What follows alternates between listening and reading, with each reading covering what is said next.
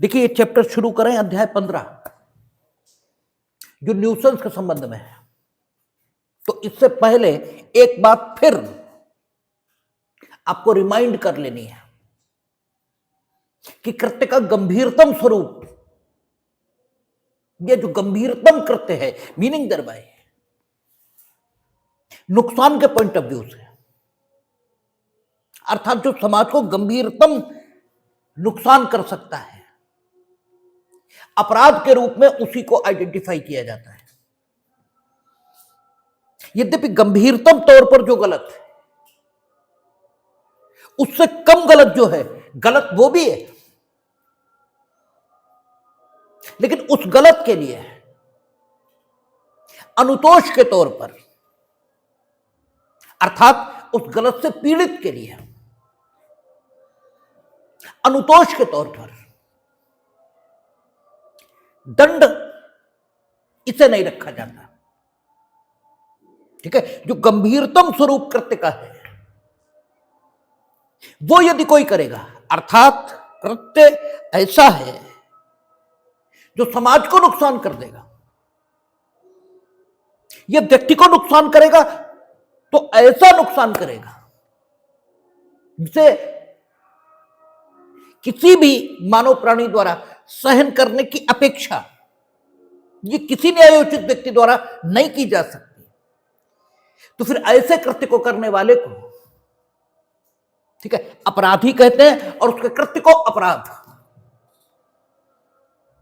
और इसे रोकने के लिए समाज में पुलिस, मजिस्ट्रेट, दंड न्यायालय इनकी स्थापना की जाती है। हालांकि मजिस्ट्रेट और दंड न्यायालय ये अलग अलग शब्द नहीं है। मजिस्ट्रेट दंड न्यायालय ही है, क्योंकि आप बीएनएसएस या सीआरपीसी देखते हैं तो दंड न्यायालयों के वर्ग, तो मजिस्ट्रेट और दंड न्यायालय इसे अलग अलग कहने की जरूरत नहीं है। और इसे रोकने के लिए संपूर्ण समाज की व्यवस्था ये बनती है। ठीक है, और कई बार समाज की जो व्यवस्था है, यानी जो दांडिक व्यवस्था, यानी समाज की यानी राज्य की जो दांडिक व्यवस्था है, इसके बाहर के लोग भी इस प्रकार के कामों को रोकने का काम करते हैं। जिन्हें आप धर्मगुरु कहते हैं वो वास्तव में धर्मगुरु नहीं है, क्योंकि धर्मगुरु तो वो है जो धर्म की शिक्षा दे, जो सत्कर्म करने की शिक्षा दे। वो धर्मगुरु नहीं, बल्कि सिर्फ और सिर्फ एक उपदेशक यही हो सकता है। क्योंकि धर्मगुरु तो यह सिखाएगा कि आप कुछ करते ही नहीं, जो कुछ करता है ईश्वर करता है। ठीक है, आप कुछ भी नहीं करते, जो कुछ करता है ईश्वर करता है। इसलिए अगर कुछ गलत भी हुआ तो उसका दोष आपको नहीं लग रहा, क्योंकि आपने किया ही नहीं। आप तो दूर खड़े देख रहे थे कि सब कुछ हो रहा है, इसलिए जो अच्छा हुआ वो भी आपने नहीं किया, और जो बुरा हुआ वो भी आपने नहीं किया। इसलिए जिस धर्मगुरु के पास जब आप पहुंच जाते हैं तो आप चिंता और अहंकार दोनों से मुक्त हो जाते हैं।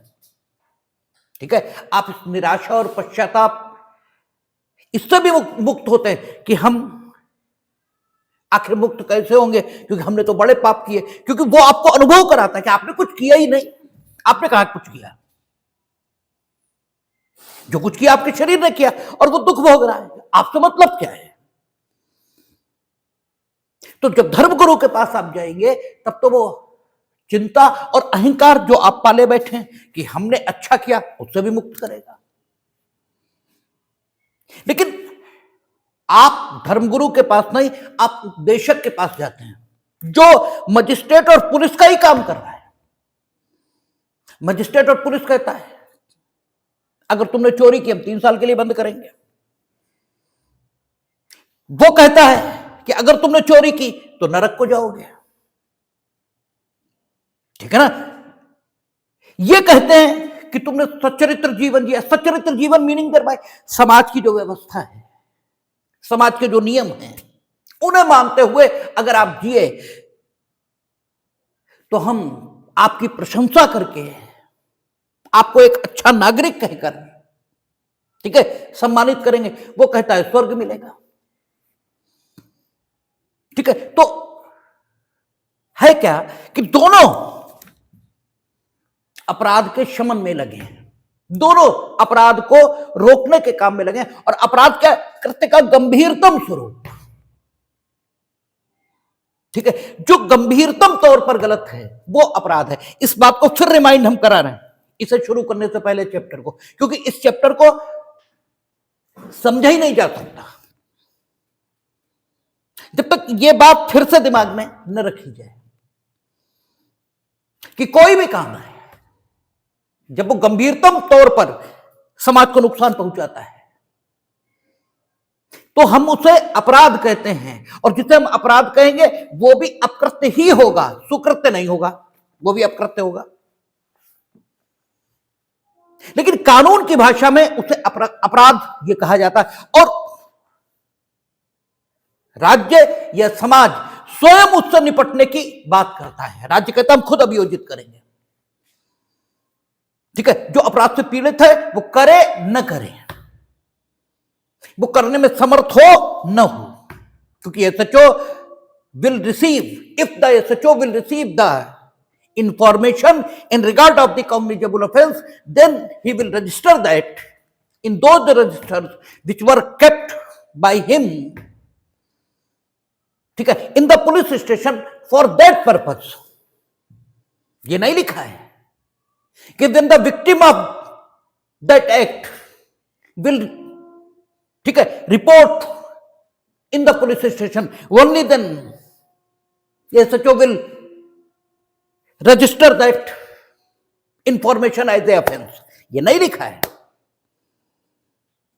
इसका मतलब राज्य स्वयं अपनी व्यवस्था के साथ खड़ा है ऐसे कृत्यों से निपटने के लिए, क्योंकि वे समाज के लिए गंभीरतम तौर पर नुकसानदायक है। अपकृत्य हैं, वे भी अपकृत्य हैं, सुकृत्य नहीं है, लेकिन वे अपकृत्य गंभीरतम श्रेणी के अपकृत्य हैं, इसलिए उन्हें अपराध कहते हैं। और वे उन अपकृत्यों से भिन्न माने जाएंगे जो नुकसान तो कर रहे हैं लेकिन इस कदर नुकसान नहीं कर रहे हैं कि हम ये कहें कि उन कामों का कर्ता मनुष्यता की जो मिनिमम मांग हो सकती है उससे नीचे आ गया, ये नहीं कह सकते हम। ठीक है।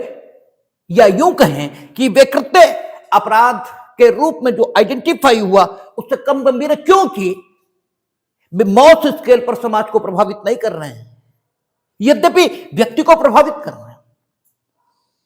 यद्यपि एक सच्चरित्र व्यक्ति से, सच्चरित्र मीनिंग देयर बाय सच्चरित्र कहते किसको है आप, जो समाज की व्यवस्था के मुताबिक जी रहा है उसे आप सच्चरित्र कहते हैं, शेष को आप दुष्चरित्र कहते हैं। जबकि न तो सच्चरित्र सच्चरित्र है और न दुष्चरित्र दुष्चरित्र है, क्योंकि वो, ठीक है, जिसे आप संबोधित कर रहे हैं वो तो कुछ करता ही नहीं, करता तो व्यक्ति का शरीर है। ठीक है ना। तो सच्चरित्र सच्चरित्र नहीं, दुष्चरित्र दुष्चरित्र नहीं, लेकिन वो अध्यात्म की दुनिया की बातें, यहां तो बात ऐसे ही की जाएगी। ये कानून की दुनिया है तो यहां तो ऐसे ही बात चलेगी कि इस व्यक्ति को आप उस कदर दुष्ट नहीं कह सकते जिस कदर दुष्ट ये गंभीरतम श्रेणी का अपराध करने वाला व्यक्ति, गंभीरतम श्रेणी का कृत्य करने वाला व्यक्ति है। तो इसका काम गलत है, तो इसके काम को हम दीवानी दोष, ठीक है, इस नाम से पुकारते हैं और इसके कार्य के प्रति भिन्न प्रकार के अनुतोष जो दंड से भिन्न प्रकार के, जैसे रेस्टिट्यूशन, प्रतिस्थापन, ठीक है, या स्पेसिफिक परफॉर्मेंस, वही काम जो इसने वायदा किया वही करवा लेंगे इससे, ठीक है, यह क्षतिपूर्ति या व्यादेश,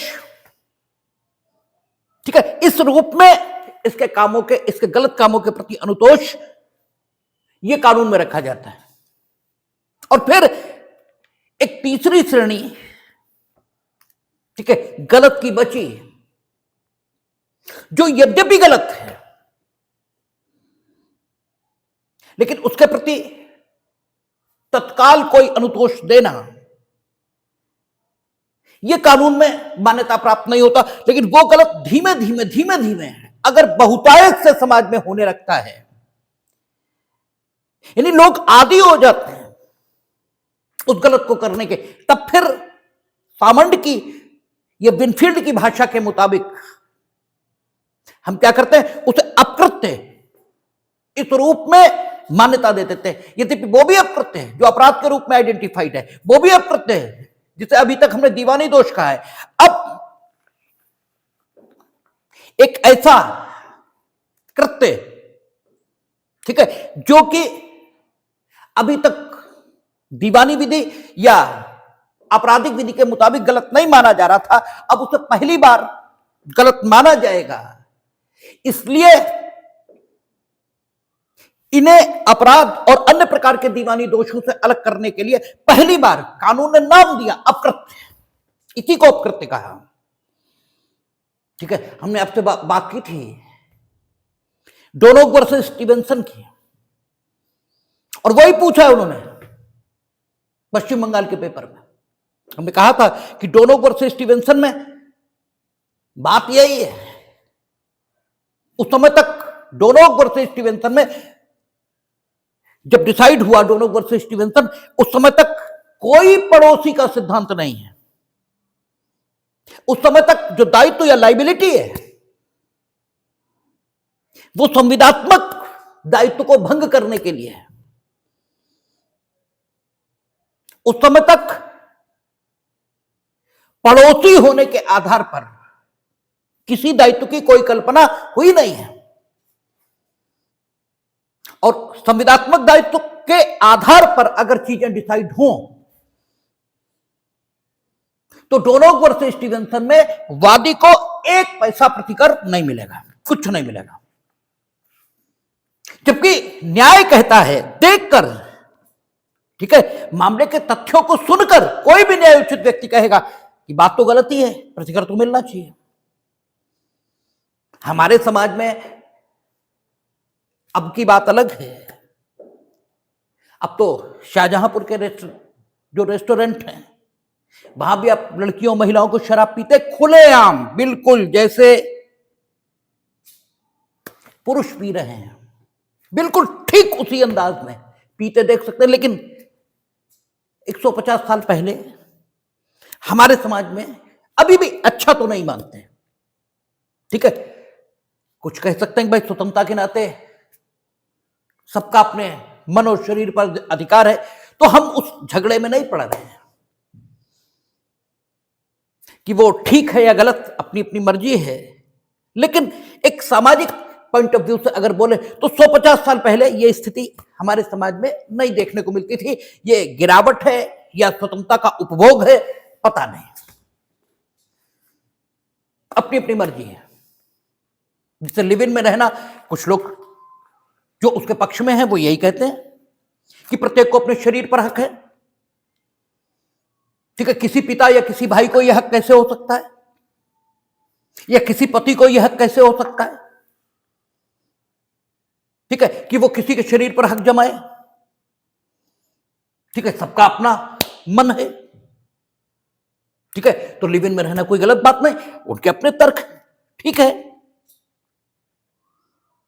ठीक है। उनका कहना है कि विवाह जैसी चीज होनी नहीं चाहिए, क्योंकि ईश्वर ने जितनी प्रजातियां बनाई उनमें से किसी में भी विवाह नाम की कोई चीज नहीं है। ये बात ही गलत है शुरू से, ठीक है। तो तर्क अपने अपने हो सकते हैं, उन झंझटों में पड़ना भी नहीं चाहिए। ठीक है, हम कानून के विद्यार्थी, हम वहीं तक अपनी भूमिका को सीमित रखना चाहते हैं। तो अगर 100 साल पहले हमारे यहां भले ही ये बात अच्छी न समझी जाती हो, लेकिन डोनोग वर्सेस स्टीवेंसन जिस सोसाइटी में डिसाइडेड है, वहां बियर पीना सामान्य बात थी। तो जिंजर बियर की बोतल से, ठीक है, घोंघा मिला है, और वो भी जीवित दशा में नहीं है कि जिसे हेल्थ के लिए इंजूरियस न मानना पड़ेगा। अब उस दशा में अगर वादी को प्रतिकर न दिया जाए, जबकि उसके हानिकारक प्रभाव हुए भी हैं उसकी पत्नी के स्वास्थ्य पर, तो फिर यह बात कुछ न्यायोचित नहीं जमती। लेकिन तत्कालीन समय में, ठीक है, तत्कालीन समय में दायित्व का जो सिद्धांत है उसके मुताबिक तो मिल ही नहीं सकता प्रतिकर, क्योंकि उस समय दायित्व का सिद्धांत क्या है? Breach of contact. जब तक संविदात्मक दायित्व यह भंग नहीं हो रहा, तब तक किसी प्रतिकर की कोई बात नहीं हो सकती। और उस मुकदमे में जो मैन्युफैक्चरर है उसका कहना ही यही है कि जो प्रतिकर मांगने आया है उससे मेरा संबंध क्या? इन्होंने संविदा की रिटेलर के साथ, विक्रय की, हमसे क्या लेना देना? हम इन्हें प्रतिकर क्यों दें? रिटेलर को कोई नुकसान हुआ नहीं। और संविदा की गुप्तता का सिद्धांत है। संविदा की गुप्तता का सिद्धांत दो बातें कहता है, या तो पक्षकारों की गुप्तता और प्रतिफल की गुप्तता। पक्षकारों की गुप्तता का सिद्धांत यह कहता कि पक्षकार ही संविदा को लागू करा सकेंगे, और अगर संविदा के अपालन से कोई क्षति हुई किसी पक्षकार, तो पक्षकार ही आए कंपनसेशन मांगने। ये कौन होते हैं? इनसे क्या मतलब मेरा? हमने बेचा था इन्हें, हमने तो रिटेलर को बेचा, रिटेलर तो मांग नहीं रहा प्रतिकार, ना उसे कोई नुकसान हुआ। और अगर इन्हें नुकसान हुआ तो ये जाने, रिटेलर जाने। परचेज विक्रय की संविदा तो इनके और रिटेलर के बीच है। रिटेलर कहता कि भाई हम क्यों दें, हमने क्या किया है? I have sold that article in the very same condition, ठीक है, which was supplied by the supplier to, which was supplied by manufacturer to me. हमने उसमें कौन सी नई बात कर दी? तो हम कह दें, ठीक है। अब संविदा की गुप्तता इसके आधार पर देखें तो रिटेलर को जुर्माना पड़ेगा, लेकिन न्याय क्या कहता है? जो होना है सो हो। भाई न्याय की डेफिनेशन क्या है? जो होना चाहिए सो हो। और होना तो यह चाहिए कि भाई मैन्युफैक्चरर ही दे, होना तो यही चाहिए, क्योंकि गलती तो मैन्युफैक्चरर की है। क्योंकि जिंजर बियर की बोतल कैसी है? अपारदर्शी। यह भी है उसमें एक फैक्ट, अपारदर्शी है। आपने न सिर्फ उत्पादित की बल्कि अपारदर्शी बोतल में उत्पादित की और असावधानी से उत्पादित की, ठीक है। और इसलिए उसमें घोंघा रह गया और जिसके कारण से बीमार हुई उसकी पत्नी। तो न्याय तो यही कहता कि मैन्युफैक्चरर को देना चाहिए, लेकिन दायित्व का सिद्धांत यह कहता कि नहीं, वो तो दिए नहीं जा सकता। तो फिर नए अप्रत्य को जन्म दिया और पड़ोसी का सिद्धांत लॉर्ड एटकिन ने विकसित किया। यही हमारा तर्क भी होता है कि अगर गीता पढ़ने से, ठीक है, या धार्मिक पुस्तकें पढ़ने से मुक्ति मिली होती है, ठीक है, तो गीता तो कृष्ण और अर्जुन के संवाद से उत्पन्न हुई। तो इसका मतलब कृष्ण तो मुक्त हुए ही नहीं होंगे, क्योंकि उन्होंने तो कोई गीता पढ़ी नहीं। भाई कृष्ण कैसे मुक्त हो जाएंगे? अब अर्जुन तो मुक्त हो जाएगा लेकिन कृष्ण मुक्त नहीं होंगे, ठीक है। इसीलिए हम कहते हैं कि अगर गाने भी सुन रहे हैं आप और ये महसूस कर सकते हैं कि हम अलग हैं, हम सुन रहे हैं, ठीक है, यानी अपने शरीर से अलगाव आप महसूस कर सकते हैं, तो गाने सुनना भी वही प्रभाव देगा जो गीता पढ़ना देगा। नहीं तो हमारे सन्यासी कभी मुक्त, ठीक है, हमारे ऋषि मुनि कभी मुक्त नहीं हो सकते थे, क्योंकि आप वेद पढ़ के मुक्त होंगे, उन्होंने तो कोई वेद नहीं पढ़े। तो वो जो कह रहे हैं उसे वेद की मान्यता क्यों मिली? उन्होंने कहां से वो सब जाना है? तो उन्होंने तो प्रकृति से ही जाना है, ठीक है। तो इसलिए आप, ठीक है, जरूरी नहीं है कि गीता ही पढ़ें, आप अनुभव कर सकें, बस इतना ही काफी है। तो लॉर्ड एटकिन ने पहली बार, ठीक है, पड़ोसी का सिद्धांत दिया, क्योंकि नई स्थिति आ गई है, नई स्थिति, और इसकी हमें अपकृत्य के तौर पर पहचान करनी पड़ेगी, और नया अपकृत्य विकसित हो रहा है।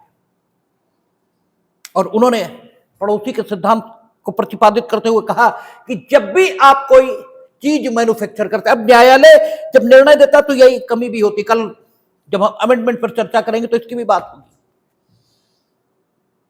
ठीक है। न्यायालय का निर्णय एक विशेष संदर्भ में होता है और विशेष तथ्यों में होता है,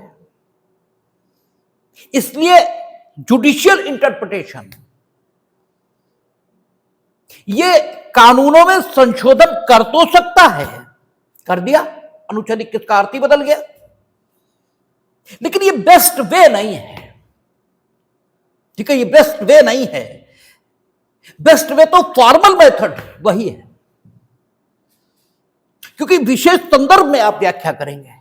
लॉर्ड एटकिन ने जो व्याख्या की वो विशेष संदर्भ में की, ठीक है, और आज उस संदर्भ को लेते हुए आपका motor vehicle act, consumer protection act, ये सारे एक्ट पास किए गए, लेकिन जो लॉर्ड एटकिन ने व्याख्या की थी वो मैन्युफैक्चरर और कंज्यूमर, इसके बीच के संबंधों के आधार पर की थी। और उन्होंने ये कहा कि कोई भी मैन्युफैक्चरर है तो उसे ध्यान में होना चाहिए कि whatever he is going to manufacture, वो मैन्युफैक्चर्ड आर्टिकल रिटेलर के व्यापार के लिए वो मैन्युफैक्चर नहीं कर रहा, कि रिटेलर रोटी कमाएगा, उससे व्यापार करेगा और रोटी कमाएगा। जैसे आप लोग मानते हैं ना कि नौकरी इसलिए नहीं आपको दी गई कि आपकी बेरोजगारी समाप्त हो जाए, नौकरी इसलिए आपको दी गई है ताकि आपकी बेरोजगारी भी समाप्त हो, और साथ में वो नौकरी जिस ढंग के कर्तव्य पालन की अपेक्षा करती है वो कर्तव्य पालन भी आप सुचारू ढंग से करें, ठीक है, इसके लिए नौकरी आपको मिली है, ठीक है। टीचर को नौकरी इसलिए मिली कि वो पढ़ाए, अब वो पढ़ाने में अक्षम है, वो पढ़ा ही नहीं सकता, ठीक है। स्कूल कॉलेज आज टीचर्स के नहीं, बेरोजगार युवक युवतियों के केंद्र बन गए, वहां कुछ बेरोजगार इकट्ठा हैं जिन्हें टीचर के तौर पर रोजगार मिल गया, इसलिए उनमें टीचर का आदर्श नहीं दिखता, आप उनसे टीचर के आदर्श की अपेक्षा भी नहीं कर सकते, ठीक है। ऐसा नहीं, कुछ होंगे जो वहां टीचर, तो उनमें आप देखते भी हैं वो चीजें आपको दिखती हैं, बाकी तो ठीक है, वहां बेरोजगार इकट्ठा हैं, तो एक बेरोजगार का जैसा व्यवहार होना चाहिए वैसे ही उनका है कि हमें चाय मंगाई गई तो नमकीन नहीं मिली, इस पर झगड़ा हो रहा है स्टाफ रूम में। आप कभी जाएं स्टाफ रूम में तो झगड़ा इस बात पर मिलेगा, बोले इनने 2 चम्मच नमकीन ज्यादा खाई, उस बार एग्जामिनर आए थे, काजू वाली नमकीन आई थी, वो जो चुरा ले गए, इस बात पे झगड़ा चल रहा है, ठीक है। तो ये बेरोजगार लोगों का अड्डा बन गया, ठीक है, इसलिए सारी गड़बड़ है। वरना टीचर तो निष्प्रह होता है, इस निष्प्रह का मतलब क्या होता है? जिसकी आकांक्षा खत्म हो गई, जिसकी इच्छा खत्म हो गई, ठीक है। पैसा छोड़ देना आसान है, ठीक है, पैसा छोड़ देना बहुत आसान है, इसलिए क्योंकि आपको लालच दिया जाए कि पैसा अगर आप दान कर देंगे तो स्वर्ग में ऐसी खदान मिलेगी जिससे सोना निकलता ही रहेगा, तो छोड़ देना बड़ा आसान है, आप छोड़ देंगे। लेकिन पैसे की आकांक्षा कहां छूटी? वो तो नहीं छूटी ना, क्योंकि सोने की खदान की इच्छा में पैसा छोड़ दिया। तो जरूरी तो आकांक्षा का छूटना है, ठीक है। तो निष्प्रह, निष्प्रह, स्प्रहा, स्प्रहा, या इसका मतलब क्या है? इच्छा खत्म हो गई, तो वो नहीं खत्म हुई है, ठीक है। तो जो टीचर हैं ये तो बेरोजगार हैं, वो कहलाते टीचर हैं, तो वो गड़बड़ है। तो जो मैन्युफैक्चर किया, लॉर्ड एटकिन का कहना यही है कि जो आपने मैन्युफैक्चरिंग की है, किस लिए की थी? रिटेलर उसे बेचे और अपने पत्नी बच्चों का पेट पाले इसलिए? रिटेलर का व्यापार चले इसलिए? आपको मालूम नहीं था कि अल्टीमेटली ये कंज्यूमर के हाथ में जाएगी? आपको ये मालूम था कि अल्टीमेटली ये कंज्यूमर द्वारा कंज्यूम की जाएगी? प्रत्येक मैन्युफैक्चरर ये जानता है कि उसके द्वारा उत्पादित वस्तु अंततः एक उपभोक्ता के द्वारा उपभोग की जाएगी। तो आपका ये नैतिक दायित्व बनता है। हमने कहा ना कि अकृत्य नैतिक गलत होता है, मॉरल गलत होता है, और वो मॉरल गलत जब बहुतायत से होने लगता है तब कानून, विनफील्ड की भाषा में दायित्व की विधि, ठीक है, क्या कहती है कि अब इसको अकृत्य के रूप में आइडेंटिफाइड कर लेना चाहिए, क्योंकि अब ये समाज में इस कदर होने लगा है कि अब अगर इसे अकृत्य के तौर पर आइडेंटिफाई नहीं किया हमने तो समाज को इससे नुकसान होगा, और इसके पीड़ित कोई अनुतोष हासिल नहीं कर सकेंगे, क्योंकि मान्यता प्राप्त दीवानी दोष वो नहीं होगा, मान्यता प्राप्त अपराध के रूप में जो अपकृत्य है वो भी ये नहीं होगा, ठीक है। ये अपराध के तौर का अपकृत्य ये भी नहीं है, और ये दीवानी दोष जो संविदा भंग, कोई कॉन्ट्रैक्ट का भंग, न्यास का भंग, ये दीवानी दोष है, इस कोटि का भी नहीं होगा, और इसलिए इससे पीड़ित व्यक्ति बिना अनुतोष के ही रह जाएंगे।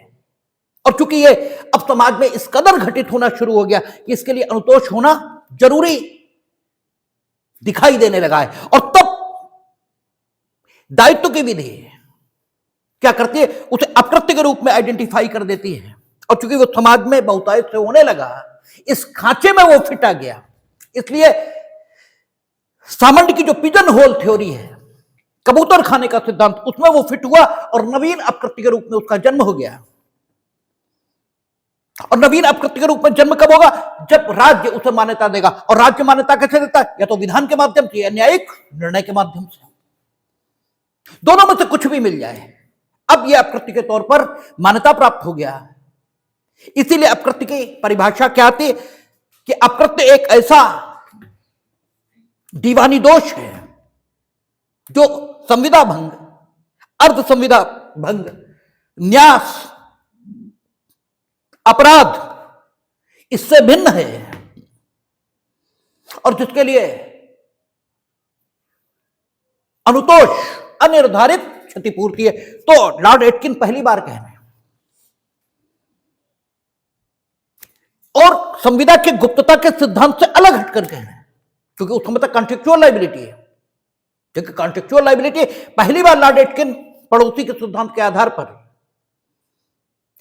प्रतिकर देने जा रहे हैं, ठीक है, उस मामले के वादी को। और उन्होंने कहा कि आप जब कुछ भी मैन्युफैक्चर कर रहे थे तो आपकी जानकारी में यह था कि अंतिम रूप से यह किसी उपभोक्ता द्वारा उपभोग किया जाएगा, तो आपका यह नैतिक कर्तव्य बनता था कि आप उसके हितों को ध्यान में रखते हैं और उसके प्रति सावधानी बरतने का कर्तव्य, ठीक है, इसका पालन करते। आपका एक सावधानी, ड्यूटी टू टेक केयर, ठीक है, सावधानी बरतने का कर्तव्य आपका अपने उस पड़ोसी के प्रति था जो अंतिम रूप से आपके कार्य से प्रभावित होने वाला था। लॉर्ड एटकिन ने पड़ोसी सिद्धांत के रूप में क्या कहा कि आप जब भी कोई काम करते हैं, जब भी, तो आपको यह मालूम रहता है कि आपके काम से अंतिम रूप से प्रभावित कौन होगा, और जो व्यक्ति अंतिम रूप से आपके कार्य से प्रभावित होने वाला है उसके प्रति आपका एक सावधानी बरतने का कर्तव्य है। एक ड्यूटी सिचुएशन है, वहां पर ड्यूटी टू टेक केयर है आपकी उसके प्रति, ठीक है। और चूंकि आपकी ड्यूटी टू टेक केयर उसके प्रति थी and you have breached that duty, आपने उसका ध्यान नहीं रखा, इसलिए आपने उपेक्षा पूर्वक काम किया है। और उपेक्षा उस समय तक एक मान्यता प्राप्त अपकृत्य था, लेकिन उपेक्षा के अंतर्गत पड़ोसी का सिद्धांत नहीं था, ठीक है। उपेक्षा तो अपकृत्य था, लेकिन पड़ोसी का सिद्धांत ये उपेक्षा के अपकृत्य के अंतर्गत नहीं था। और उपेक्षा के कृत्य में अपकृत्य को साबित करने के लिए आपको क्या करना पड़ेगा, यह साबित करना पड़ेगा कि अपकृत्यकर्ता एक सावधानी बरतने के कर्तव्य के अधीन था, किसके प्रति, जो अपकृत्य से पीड़ित है उसके प्रति, और उसने अपने सावधानी बरतने के कर्तव्य का भंग किया, जिसकी वजह से अपकृत्य से पीड़ित व्यक्ति को नुकसान हुआ है। क्योंकि नेग्लिजेंस ऐसा अपकृत्य है जिसमें नुकसान का होना जरूरी है प्रतिकर प्राप्त करने के लिए। लेकिन पड़ोसी का सिद्धांत, ये नई और क्रांतिकारी बात आई लॉर्ड एटकिन ने जो रखी वहां, और उन्होंने कहा इस तरह देखें तो मैन्युफैक्चरर इसका पड़ोसी हो गया कंज्यूमर, और manufacturer duty to take care रखता था कंज्यूमर के प्रति, इसलिए मैन्युफैक्चरर का दायित्व है कि वो कंज्यूमर को क्षतिपूर्ति दे। अब ये पड़ोसी का सिद्धांत आ गया, और इसी पड़ोसी के सिद्धांत को जब अपकृत्य विधि पर हम लोग बात करेंगे, क्योंकि बाकी हम लोगों ने जब ये चैनल शुरू किया था तब स्पेसिफिक टॉट पर हम पहुंच गए थे, जनरल प्रिंसिपल ऑफ टॉट ये रह गए थे, मतलब उस समय तक था ही नहीं। तो general principle of the taught पर जब हम लोग बात करेंगे तो देखेंगे कि इसी पड़ोसी के सिद्धांत को आधार बनाकर वकील, डॉक्टर, ठीक है, आज की डेट पर ये सारे लोग कंज्यूमर प्रोटेक्शन एक्ट के अंतर्गत पीड़ित के प्रति दायित्व के अधीन किए गए, ठीक है। सीए, जितने लोग सर्विस प्रोवाइडर हैं, सर्विस प्रोवाइडर, जितने लोग सर्विस प्रोवाइडर इस संज्ञा के अधीन आते हैं, वे सारे के सारे पड़ोसी का सिद्धांत वही मूल में काम कर रहा है, ठीक है। उस पड़ोसी के सिद्धांत के आधार पर विधान के माध्यम से या न्यायिक निर्णय के माध्यम से, ठीक है, वे सारे लोग जो सर्विस प्रोवाइडर हैं, जिनके द्वारा प्रोवाइडेड सर्विस के आधार पर किसी व्यक्ति को फायदा या नुकसान हो सकता है, ठीक है, उनके प्रति सर्विस प्रोवाइडर्स उत्तरदायित्व के अधीन किए गए। यही आपसे उन्होंने पेपर में पूछा है कि प्रिविटी ऑफ कॉन्ट्रैक्ट, ठीक है, इसको पहली बार, ठीक है, अपकृत्य विधि के क्षेत्र में कब हटाया है, मतलब जो क्वेश्चन पूछा उसका भाव यही है, इसीलिए उसमें डोनो वर्सेस स्टीवेंसन ये कहा जाएगा। और भारत के संदर्भ में हमने आपसे सुबह भी कहा, इस समय फिर कह रहे हैं कि भारत के संदर्भ में संविदा की गुप्तता के सिद्धांत में से प्रतिफल की गुप्तता लागू, सॉरी, पक्षकारों की गुप्तता लागू होती है, प्रतिफल की गुप्तता लागू नहीं होती है। और ये आपके कहने से नहीं चलेगा, साबित करना पड़ेगा। तो इसका सबूत क्या है, प्रतिफल की परिभाषा इंडियन कॉन्ट्रैक्ट एक्ट में वहां क्या कहता है, जबकि वचनदाता की वांछा पर वचन ग्रहीता या कोई अन्य व्यक्ति, क्योंकि प्रतिफल की अदायगी वचनदाता की इच्छा पर तो होगी, लेकिन कर कौन सकता है, या तो वचन ग्रहीता करेगा या कोई अन्य व्यक्ति करेगा। और चूंकि प्रतिफल की गुप्तता का सिद्धांत क्या कहता है कि प्रतिफल वचन ग्रहीता ही दे, इसके अलावा कोई नहीं दे सकता, क्योंकि प्रस्थापक प्रस्थापना करेगा, ठीक है, और जो प्रस्थापना प्रतिग्रहित होगी तब वो वचन बनेगी, और फिर प्रस्थापना जिसने की थी वो कौन हो जाएगा, वचनदाता, और जिसने प्रतिग्रहित की थी वो कौन हो गया, वचन ग्रहीता, ठीक है। तो प्रतिग्रहण प्रस्थापना में जो प्रस्थापना की गई होगी वो प्रतिफल के भुगतान की शर्त पर की गई होगी, और जब आपने प्रतिग्रहित की तो आपने ठीक है, प्रतिफल देने का वचन दिया, तो you must pay the consideration, this is the rule in England. But जब हम लोग संविदा विधि देखेंगे तो इस रूल के कारण बड़ी कठिनाइयां आ गई इंग्लैंड में। उसकी वजह से उन्होंने अपनी विधि में तो वो परिवर्तन नहीं कर सकते थे, तो राजा उजा करता। लेकिन हमारी विधि जब उन्होंने बनाई 1872 में बनी, तब उन्होंने ये बात जरूर लिखी है कि वचन ग्रहीता या कोई अन्य व्यक्ति, यानी हमारे यहां अन्य व्यक्ति भी प्रतिफल दे सकता है। इसलिए कहा जाता है कि भारत में प्रतिफल की गुप्तता नहीं है, पक्षकारों की गुप्तता। यह सिद्धांत हमारे यहां भी लागू है। तो एक नवीन बात आई, पड़ोसी का सिद्धांत। तो नवीन अप्रत्य भी जन्म लेते हैं। कुल मिलाकर 3 प्रकार के गलत काम कहे जाते हैं, ठीक है ना। एक जो बहुत गलत है, दूसरा गलत है लेकिन उतने गलत नहीं है कि हम उन्हें उनके लिए दंड की व्यवस्था करें, और तीसरे प्रकार के नैतिक गलत हैं जो कालांतर में एक अकृत्य के तौर पर कानून से मान्यता प्राप्त कर लेते हैं, और फिर उन नैतिक गलतों के लिए जो नाम कानून की दुनिया में दिया जाता है वह अकृत्य, और उसके लिए जो अनुतोष दिया जाता है वो अनिर्धारित क्षतिपूर्ति, साथ में अध्यादेश, ये भी, ठीक है ना। क्योंकि अकृत्य जिसे कानून में कहा जाता, एक बार हुआ हमने प्रतिकर दे दिया, लेकिन दोबारा फिर हुआ, फिर प्रतिकर दे दिया, तिबारा फिर हुआ, तो फायदा तो कोई नहीं। हमने एक थप्पड़ आपके जाने दिया, शरीर के प्रति अत्याचार है, आपने कहा कि प्रतिकर दे दो, हमने दे दिए, फिर उतारा जूता, 2 और जाने दिए, का प्रतिकर फिर लो, तो ये तो कोई अच्छी बात नहीं होगी, ये तो बेवकूफी की बात हुई। फिर तो आपने और रास्ता खोल दिया कि अगर हम किसी को अपमानित करना चाहते, पहले लोन ले लिया बैंक से कि प्रतिकर तो देना ही पड़ेगा, फिर उसके दमादम 20 जूते निकाले और प्रतिकर दे दिया, बात खत्म। तो ये तो नहीं चल सकता, इसलिए इंजंक्शन, ठीक है, व्यादेश, ये भी अकृत्य में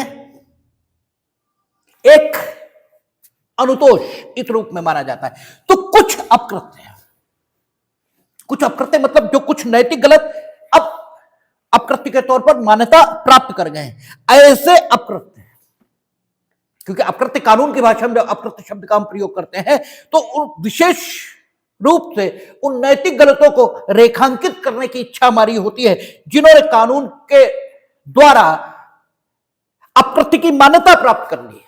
यद्यपि अपराध भी अकृत्य है, अन्य प्रकार के दीवानी दोष वो भी अकृत्य हैं, लेकिन कानून ने पहले से ही उन्हें विशेष नाम दे रखा है, अपराध और संविदा भंग, अर्ध संविदा भंग, न्यास आदि आदि।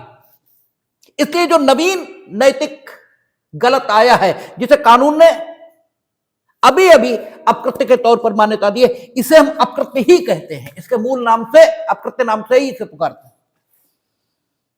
अब ये अकृत्य जो पहचाना गया है,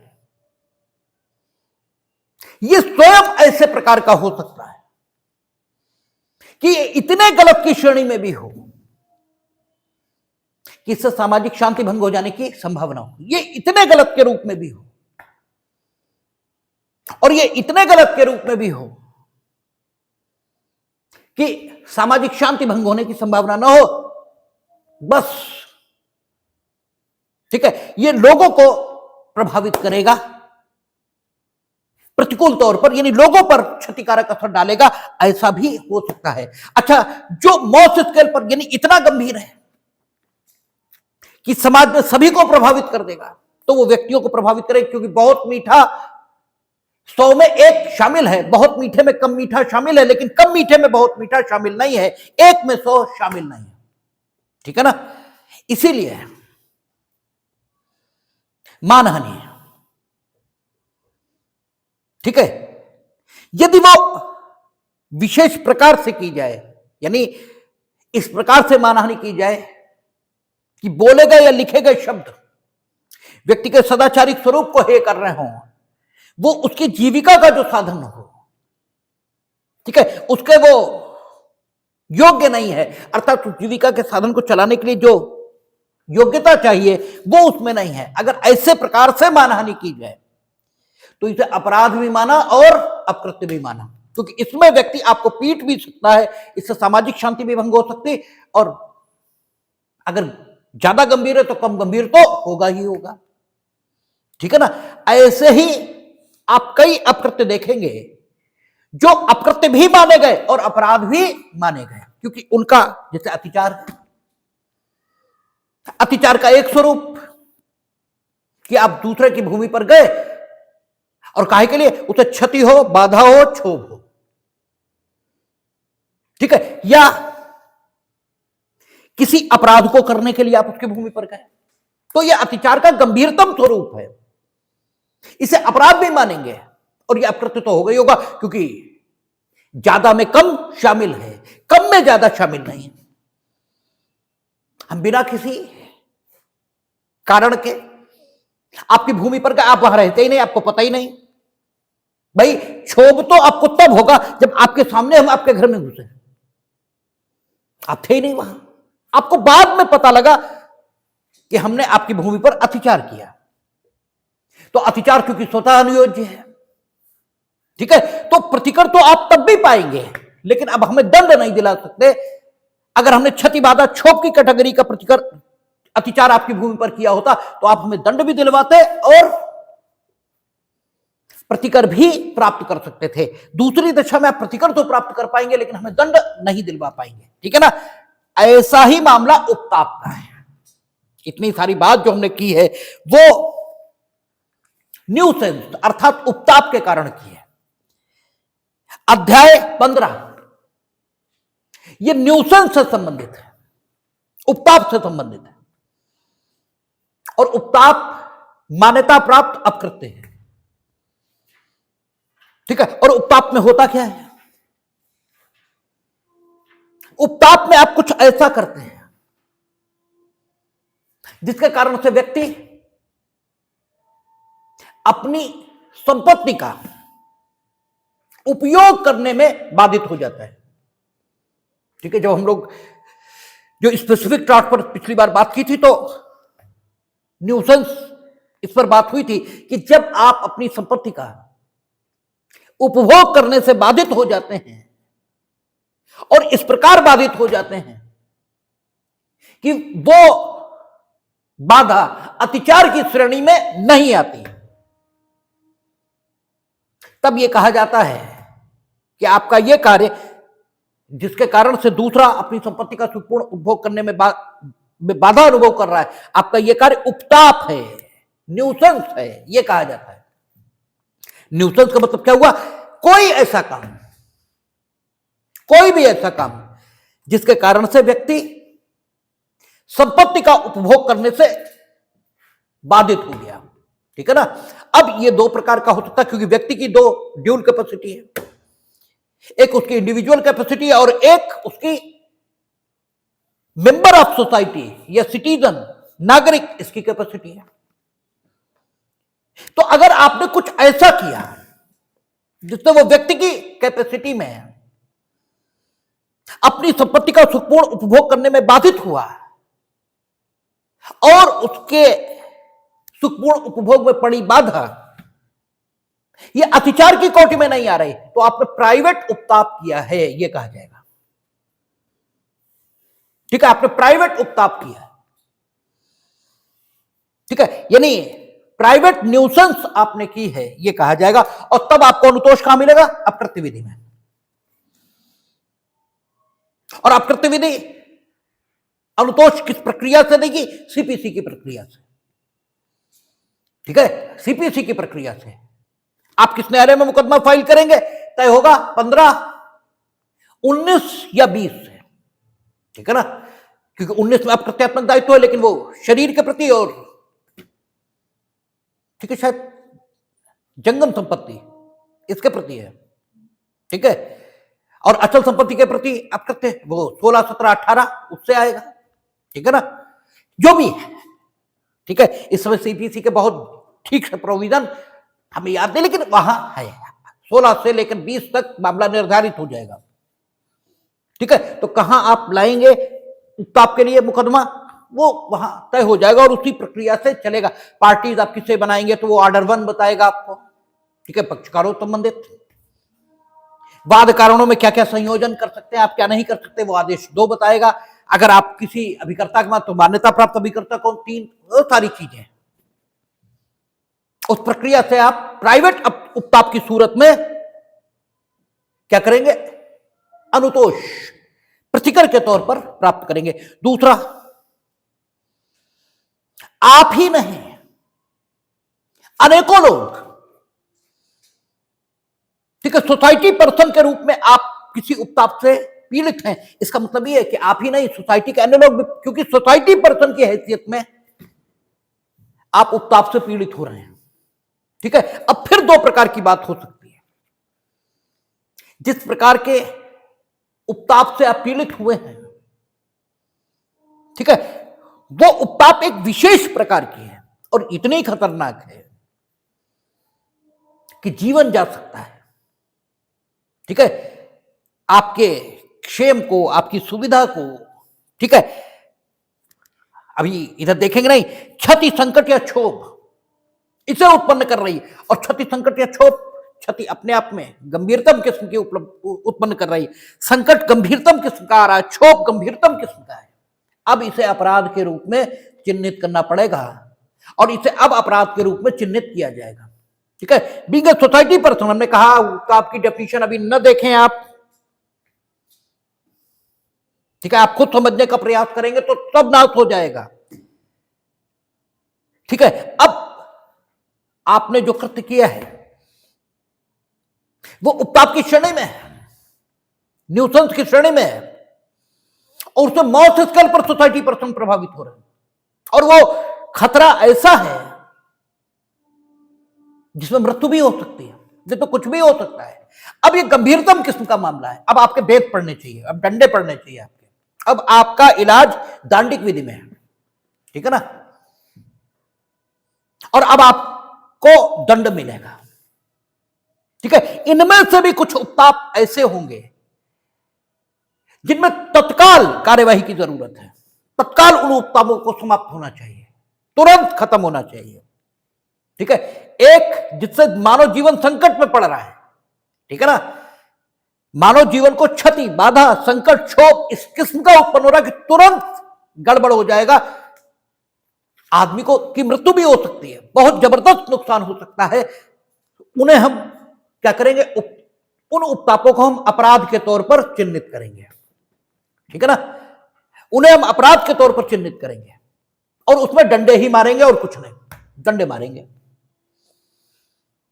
ठीक है, दूसरे प्रकार के उपताप होंगे, ठीक है, जो इतने गंभीर तो नहीं है, ठीक है, कि जबरदस्त संकट मानव जीवन को, संपत्ति को पैदा हो रहा हो, अर्थात उन्हें कोई करे ही नहीं और जो करे तो हम उसे दंड दें, इससे तो नीचे श्रेणी के हैं, लेकिन तुरंत कार्रवाई की मांग कर रहे हैं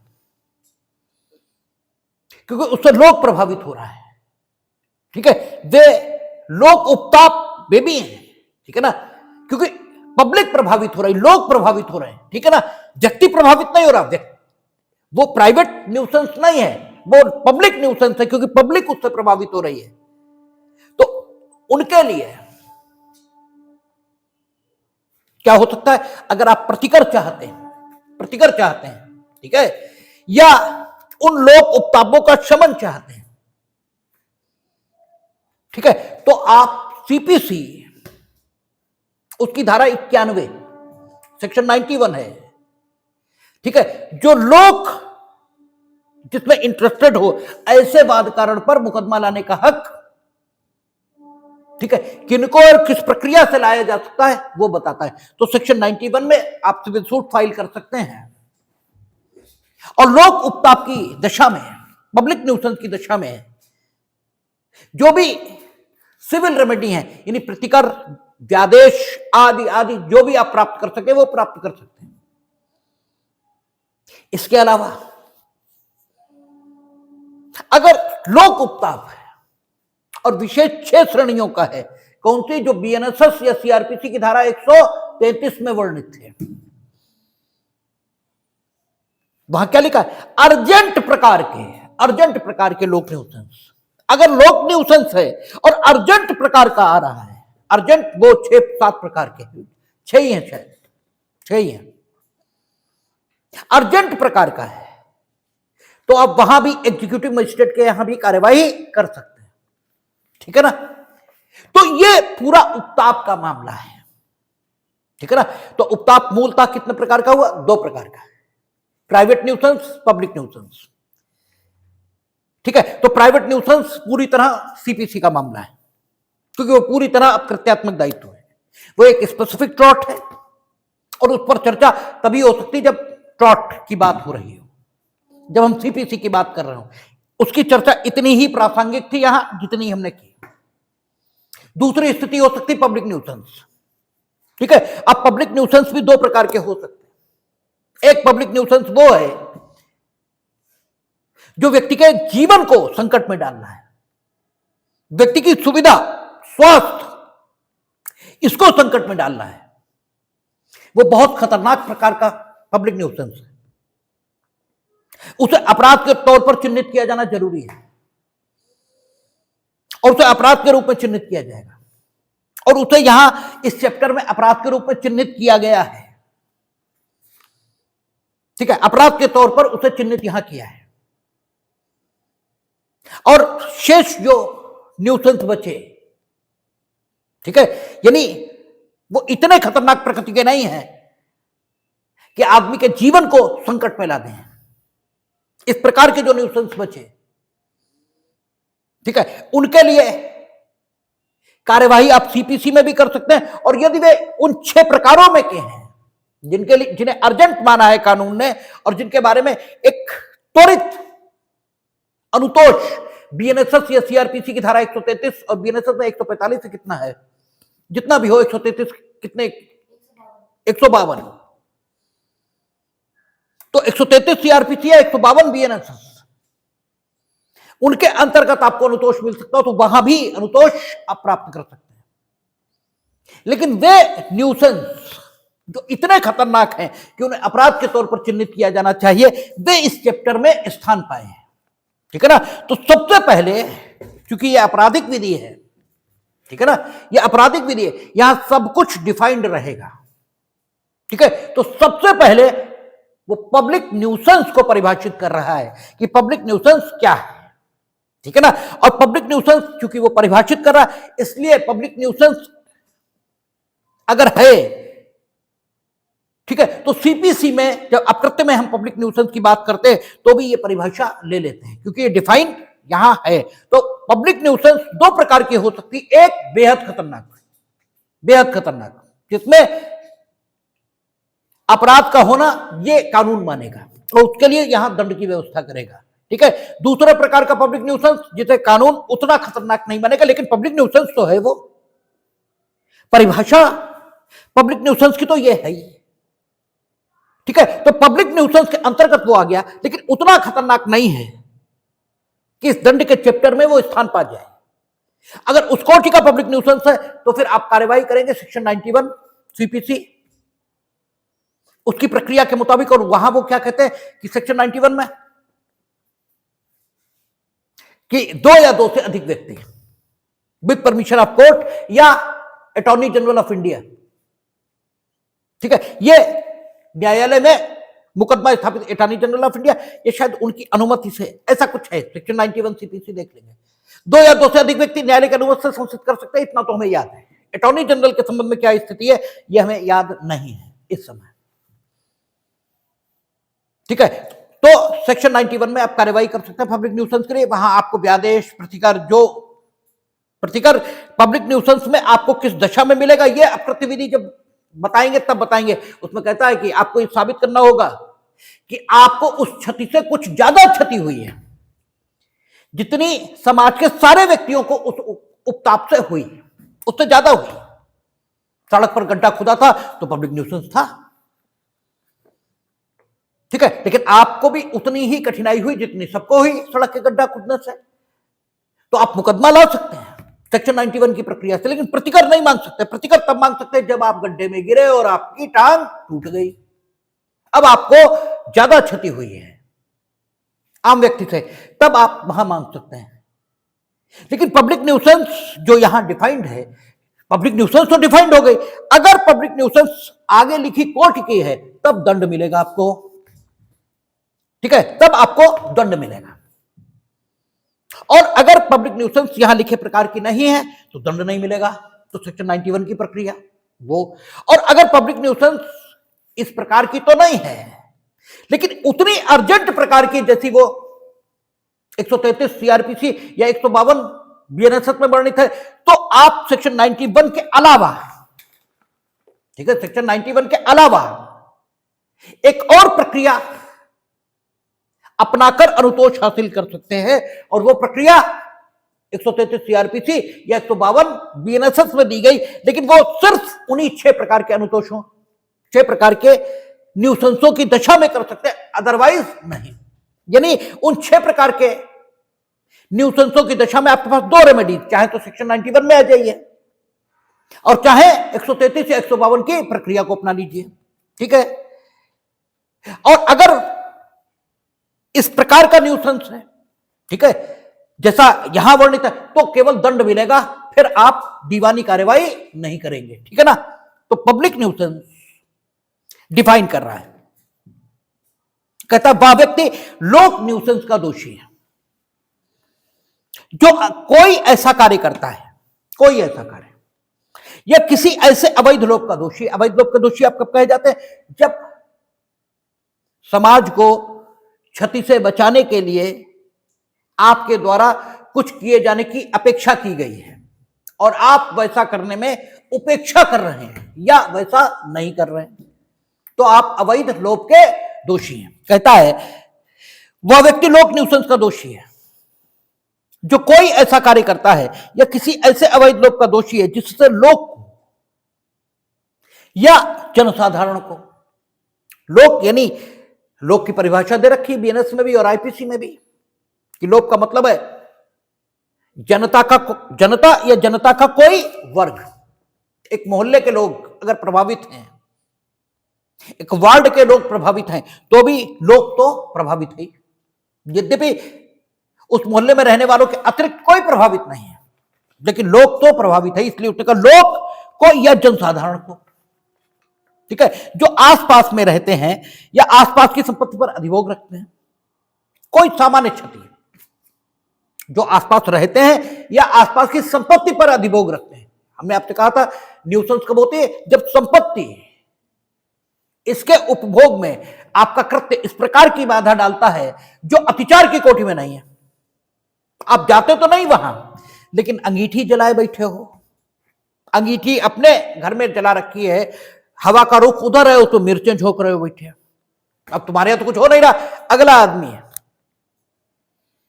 अपने प्लॉट पे रहने में दिक्कत अनुभव कर रहा है, ठीक है, अपनी भूमि पर गोबर इकट्ठा कर लिया, अब मच्छर आ रहे हैं, ठीक है। तो आप अपनी संपत्ति पर कुछ कर रहे हैं, लेकिन कर तो रहे हैं। तो उपताप की परिभाषा क्या है? कोई ऐसा काम, कोई ऐसा काम जिससे संपत्ति का उपभोग या संपत्ति का उपयोग करने में बाधा पड़े और मामला अतिचार की कोटि में ना आए। अब तुम कहोगे हम तो गए ही नहीं तुम्हारी भूमि पर, हमसे क्या मतलब? अब धुआं जा रहा तो धुएं को हम पकड़ तो लेंगे नहीं, हम क्या करें? तो जानबूझ के तुम कर रहे हो ये, ठीक है। तो ये क्या है? उपताप। अब इससे एक व्यक्ति प्रभावित हो रहा, प्राइवेट उपताप। सामान्य लोग प्रभावित हो रहे तो लोक उपताप है। कोई ऐसा काम, कोई ऐसा काम, जुआ घर खोल दिया, अपने घर में जुआ खिलवा रहे हैं बैठे, ठीक है, वैश्यालय चला रहे हैं अपने घर में, अपने ही घर में तो हम चला रहे हैं, तुमसे क्या मतलब, ठीक है, लेकिन ये नहीं चलेगा, ठीक है। उसने कहा जो कोई ऐसा कार्य करता है या किसी ऐसे अवैध लोक का दोषी है जिससे लोग को या जनसाधारण को जो आसपास में रहते हैं या आसपास की संपत्ति पर अधिभोग रखते हैं कोई सामान्य क्षति, सामान्य क्षति सबको होती है, उतनी क्षति, ठीक है ना। कोई विशेष क्षति किसी को होना जरूरी नहीं है, सामान्य क्षति हो रही है, ये जरूरी नहीं कि एक आंख फूट जाए, टांग टूट जाए, अरे सामान्य क्षति क्षति क्या है? आपका सांपत्तिक ख्याति संबंधी, ठीक है, प्रतिष्ठा संबंधी, या मानसिक शारीरिक कैसी भी अपहानि। अब आदमी निकल रहा जुआ खेलते देख के उसे अच्छा तो लगेगा नहीं, वहां गालियां बकी जा रही होंगी, ठीक है, 20 तरीके की चर्चाएं होती हैं। तो वो कहता है लोग को या जनसाधारण को जो आसपास में रहते हैं या आसपास की संपत्ति पर अधिभोग रखते हैं, कोई सामान्य संकट, सामान्य क्षति, संकट या क्षोभ कारित हो। सामान्य तीनों के साथ पढ़ लिया जाएगा, क्षति, क्षोभ और संकट तीनों के साथ। यह जिससे उन व्यक्तियों को जिन्हें किसी लोक अधिकार को उपयोग में लाने का मौका पड़े, ठीक है, क्षति, बाधा, संकट या क्षोभ कारित होना अवश्यंभावी हो, ठीक है। ये जिन्हें किसी अधिकार को उपयोग में लाने का मौका पड़े, किस संबंध में? संपत्ति के संबंध में, ठीक है, और जो आसपास अधिभोग रखते हैं संपत्ति, ठीक है, उन्हें किसी अधिकार को उपयोग में लाने का मौका पड़े तो उन्हें क्षति, बाधा या संकट या क्षोभ ये कारित हो, ठीक है। तो और ऐसा कारित होना अवश्यंभावी है।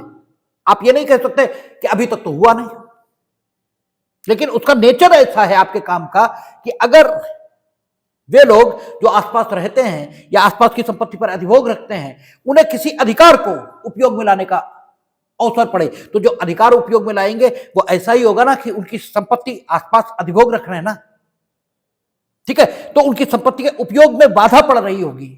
इस अधिकार का मतलब यहां पर यही है कि इस अधिकार का उनकी संपत्ति से इस प्रकार का संबंध है कि यह अधिकार जब वो उपभोग करना चाहेंगे और उन्हें क्षति, बाधा, संकट होगा तो आवश्यक तौर पर वे अपनी संपत्ति का पूर्ण उपयोग नहीं कर पाएंगे। आप अपने घर से निकले अस्पताल जाने के लिए, हमने सड़क पर, ठीक है, बैठे हम जुआ खेल रहे हैं, 10-12 लोग अपने इकट्ठा किया, ठीक है, तो आसपास की संपत्ति पर आप अधिभोग रखते थे ना, और आपको अधिकार का उपभोग करने का मौका पड़ा, आपको क्षति, बाधा, संकट, क्षोभ ये हो रहा है, तो आपकी संपत्ति का उपभोग भी तो प्रभावित हो रहा है, ठीक है। संपत्ति के उपभोग में मकान को बेचना भी तो शामिल है। अब या तो आप अस्पताल जाने के लिए लंबा रास्ता चुनिए या अपने घर में बैठिए, और अगर इसे बेचना भी चाहे तो लोग कहेंगे तुम्हारे घर के पास तो जुआ खेला जाता है, ठीक है, हम क्यों खरीद नहीं है, उसकी कीमत नीचे आ रही है। तो कहीं ना कहीं यह काम जो अधिकार के उपभोग में बाधा डाल रहा है, यह संपत्ति के उपभोग में भी बाधा डाल रहा है, ठीक है ना। जिस ढंग से सेक्शन की रचना हुई है उस ढंग से यह कहीं ना कहीं संपत्ति के उपभोग में बाधा डाल रहा है, और यही उपताप की डेफिनेशन है। कहता अवश्यंभावी हो। अच्छा, अब कहता कोई सामान्य न्यूसेंस इस आधार पर माफी योग्य नहीं है कि उससे कुछ सुविधा या भलाई कारित होती है। इस आधार पर नहीं है माफी योग्य कि कुछ सुविधा या भलाई ये कारित होती है, ठीक है। आपको इस लोकेलिटी में बीमार ज्यादा हैं, इसलिए हम सड़क पे शहद बेच रहे हैं बैठे हुए, या कोई ऐसी चीज जो बीमारों के उपयोग की है, तो थोड़ा अगर बच के भी निकल जाओगे तो क्या हो जाएगा, नहीं, इस आधार पे माफी योग्य नहीं है कि इससे कुछ सुविधा या भलाई कारित होती। तो ये तो न्यूसेंस की डेफिनेशन हुई, ठीक है ना, ये न्यूसेंस की डेफिनेशन हुई। और जब चूंकि इससे लोग प्रभावित हो रहा है या जनसाधारण प्रभावित हो रहा है, तो इसे आप क्या कहेंगे, पब्लिक न्यूसेंस, ठीक है। और यही डेफिनेशन न्यूसेंस की वहां भी ली जा सकती है, ठीक है, अपकृत्य के लिए, कि जब भी संपत्ति का उपभोग प्रभावित हो और मामला अतिचार की कोटि में ना आए, तो यहां संपत्ति का उपभोग प्रभावित होगा इस स्थिति में, और मामला अतिचार की कोटि में नहीं आएगा। तो अगर व्यक्ति प्रभावित हो रहा तो वहां, और अगर लोग प्रभावित हो रहा है तो यहां, ठीक है। लेकिन यहां लोक न्यूसेंस विशेष प्रकार की होनी चाहिए। कौन सी? जिन्हें यह कानून अपराध घोषित कर रहा है, ठीक है। कौन सी? 271। यह भी कोरोना के टाइम पर आपने खूब देखा था, ठीक है। क्या कह रहा है? जो कोई विधि विरुद्ध रूप से या उपेक्षा से ऐसा कोई कार्य करेगा जिससे वह जानता या विश्वास करने का कारण रखता हो कि जीवन के लिए संकटपूर्ण किसी रोग का संक्रमण फैलना संभाव्य है, वह दोनों में से किसी बात के कारावास से जिसकी अवधि 6 मास तक की हो सकेगी, जुर्माने से दोनों दंडित किया जाएगा। ठीक है, क्या कह रहा है? जो कोई विधि विरुद्ध रूप से या उपेक्षा से ऐसा कोई कार्य करेगा जिससे कि और जिससे वह जानता है, विश्वास करने कारण रखता हो कि जीवन के लिए संकटपूर्ण आदमी रहेगा तो घर ही में। जो लोग आसपास की संपत्ति पर अधिभोग रखते हैं या आसपास आते जाते हैं, उनके जीवन के लिए संकट उत्पन्न करने वाला काम आप कर रहे हो। ठीक है, आप जानते हो या विश्वास करने कारण रखते हो कि हम जो कुछ कर रहे हैं वो आसपास रहने वाले लोगों के लिए या आसपास की संपत्ति पर अधिभोग रखने वालों लोगों के जीवन को संकट पैदा कर देगा। ठीक है, जब आप कोरोना के टाइम पर मास्क लगाकर नहीं निकलते थे तो उपताप का यह स्वरूप, ठीक है, आपको दंडित करने की व्यवस्था करता था। इसी में एफआईआर आपके खिलाफ लिखी जाती थी। ठीक है, उस समय ये इसमें खूब एफआईआर हुई। कहता परिद्वेषपूर्ण कार्य। ठीक है, आपने मास्क नहीं लगाया क्योंकि आपकी स्मार्टनेस में कमी आती थी, आप स्वयं को बहुत सुंदर मानते हैं और आपका चेहरा छिप जाता था, इसलिए आपने नहीं लगाया। तो ये 271 है, इसमें आपके डंडे पड़ेंगे। अब परिद्वेषपूर्ण कार्य, अब यही काम आपने द्वेष से करना शुरू कर दिया, फैल जाए ये इच्छा है आपकी। ठीक है, फैल जाए इसके लिए आप काम कर रहे हो। ठीक है, तब मसला 272 में आ जाएगा। ठीक है, परिद्वेषपूर्ण कार्य जिससे जीवन के लिए संकटपूर्ण रोग का संक्रमण फैलना संभाव्य हो। जो कोई परिद्वेष से ऐसा कार्य करेगा, अब मामला गंभीर हो गया। एक विशेष प्रकार का इंटेंशन ये ध्यान में आ गया, इसलिए अब मसला ज्यादा कठोर दंड से 2 साल। अब फिर कहता करंतीन के नियम की अवज्ञा। जो कोई किसी जलयान को करंतीन की स्थिति में रखे जाने के या करंतीन की स्थिति वाले जलयानों का किनारे से या अन्य जलयानों से समागम विनियमित करने के या ऐसे स्थानों में जहां कोई संक्रामक रोग फैल रहा हो और अन्य स्थानों के बीच समागम विनियमित करने के लिए सरकार द्वारा बनाए गए नियम को, इसलिए भी खूब लगता था कोरोना के जमाने में। करंतीन क्या बोलते? क्वारंटाइन। ठीक है, तो आपको क्वारंटाइन किया जाता था और आप क्वारंटाइन के नियम की अवज्ञा करते थे तो आपके ऊपर, तो चाहे जलयान, ठीक है, ये हो, जलयान को क्वारंटाइन किया गया, आप लेकर नहीं जाए क्योंकि उस पर कुछ ऐसी चीज है जिससे संक्रामक रोग फैल सकते हैं, आपने उसकी अवज्ञा की, या आप स्वयं हैं और आप स्वयं क्वारंटाइन के नियम की अवज्ञा कर रहे हैं, तो ये आपके ऊपर सेक्शन आते थे। तो ये लोक उपताप की वो श्रेणियां हैं, ठीक है, जो अपराध मानी गई हैं, इसलिए क्योंकि इनके भयंकर परिणाम हो सकते हैं, इसलिए इनको अपराध माना गया और इनको यहां समाहित किया गया है। इस चैप्टर में सिर्फ इतना ही हमें बताना था। ठीक है, शेष आप अपने हिसाब से देख लें जो भी आपको, ठीक है, इंपॉर्टेंट लगे। एक बार नजर से तो गुजार ही लें, एक बार पढ़ लीजिएगा, जैसा जैसा लगेगा, ठीक है, पता लग जाएगा जो कुछ है। अगर कुछ न लगे, कुछ समझ में ना आए तो पूछ लीजिएगा। हम जो अब कल बात करेंगे वो हम करेंगे आपका 293, 294, ठीक है, इस पर, और आपका अगर होगा तो इस पर बात कर लेंगे। वो कौन सी है 279 की जगह जो आ गई है, अच्छा वो उधर पहुंच गई, हाँ उस पर तो बात हो गई। तो हम बात करेंगे तो आपसे 293 और 294 इस पर बात करेंगे। 293, 294, 295, 296 और 97 इस पर बात करेंगे। शेष आप अपने हिसाब से देख लीजिएगा, बाकी कल बात करेंगे।